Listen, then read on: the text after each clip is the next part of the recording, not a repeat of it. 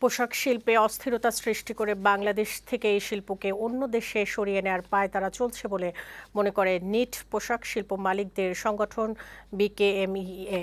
দুপুরে Narayanganj chamber of commerce and industry আয়োজিত সংবাদ সম্মেলনে একথা জানান বিকেএমই এর সভাপতি মোহাম্মদ হাতেম। তিনি বলেন, শ্রমিকদের নাম ব্যবহার করে কিছু ব্যক্তি রাস্তায় নামে। তারা শিল্প মালিকদেরকে চাকরি দেওয়ার জন্য চাপ দেয়। এই শিল্পকে টিকিয়ে রাখতে উস্কানির ব্যাপারে শ্রমিকদের সতর্ক থাকার আহ্বান জানান বিকেএমই এর সভাপতি। অনুষ্ঠানে Narayanganj chamber of commerce and ইন্ডাস্ট্রির সভাপতি মাসুমুজ্জামান মাসুদ বলেন, গেল কয়েকদিন ধরে চাঁদার জন্য চেম্বারকে হুমকি দেওয়া হচ্ছে। 10 লাখ টাকার দাবি ছিল, 3 লাখ টাকা দেওয়া হয়েছে, আরও 7 লাখ টাকার জন্য চাপ দেওয়া হচ্ছে। বিকেএমইএকে 5 লাখ টাকার চাঁদা দিতে বাধ্য করা হয়েছে। অবিলম্বে এই টাকা ফেরত দেওয়ার দাবি জানিয়েছেন নারায়ণগঞ্জ চেম্বারের সভাপতি।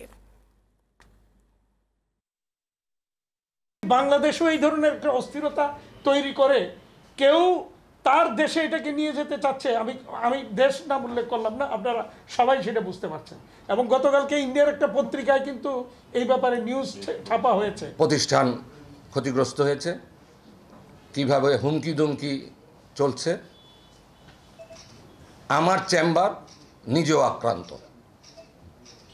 আমার চেম্বার 3 লাখ টাকা, 10 লাখের দাবি, 3 লাখ টাকা মিটিয়েছি, 7 লাখ টাকার জন্য চাপ আছে।